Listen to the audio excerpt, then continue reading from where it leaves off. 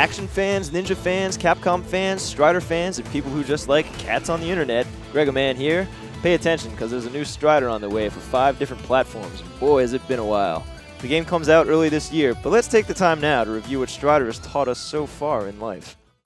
Strider was first unleashed on the world back in the late 80s as a multimedia extravaganza, expanding a Japan-only comic in not 1, but 2 games. The first game released on arcade and outlined the travails of Hiryu, a young and promising member of an elite mercenary group known as the Striders. The game put players in the cloven ninja shoes of Strider Hiryu, who could swing his cipher blade so fast all you saw was a swoosh that made people explode horribly. The gameplay was simple and fast, taking Hiryu through a variety of eclectic locales, from the futuristic cityscape of Kazakh, to the Amazon, to this anti-gravity chamber, to this here robo-gorilla parlor.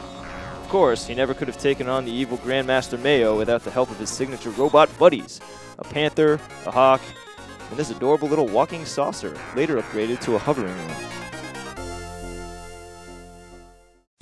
Released just months after the arcade game was a completely different game for the Nintendo Entertainment System. Playing to the strengths of the home console, Strider NES featured a more elaborate story which adhered closely to that of the comic. Semi-non-linear progression and lots of character upgrades, like the magnet boots and the aqua boots, because that shark boy ain't gonna kill himself.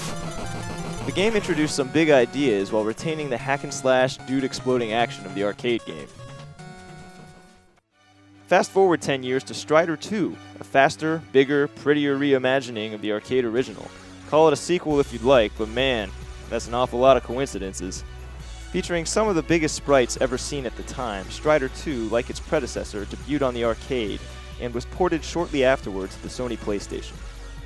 The PlayStation version, arguably the definitive one, contained not only a near-arcade perfect port of the game back when that was still a feat, it also came with the original Strider on a second disc. On top of that, clearing Strider 2 would unlock the alternate playable character, Strider Hien. And clearing both games would unlock a PlayStation-exclusive stage, Stage 00, which used the backdrop from the high score screen. And that's about it. I don't think we have to convince many of you watching that the Strider has become one of the more enduring video game characters of all time, and that's made all the more impressive once you consider he only really starred in 3.5 games. Is Strider's longevity due to the colorful dystopian setting, its dazzling star jumps and cipher swooshes, its multilingual cast?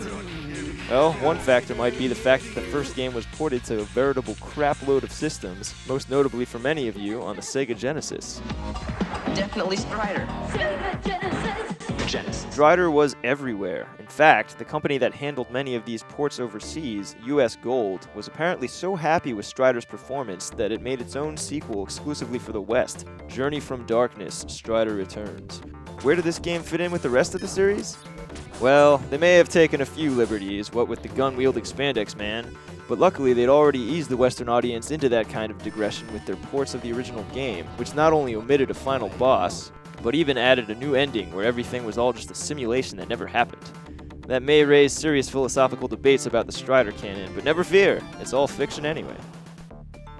Core games aside, Strider's had a variety of guest appearances over the years, from his consistent attendance in the Marvel vs. Capcom series, to bit parts in Street Fighter Alpha 2, to various others.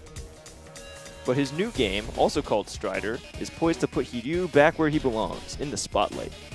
The new game will combine all the best elements of past Strider titles, fast and frantic cipher action from the arcade games, rewarding exploration and character progression from the NES game, and a fan-servicey electronic soundtrack which pays homage to both.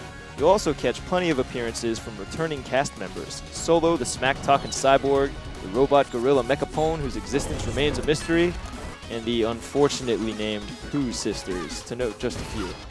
Look forward to Strider on Xbox 360, Xbox One, PlayStation 3, PlayStation 4, and PC early this year.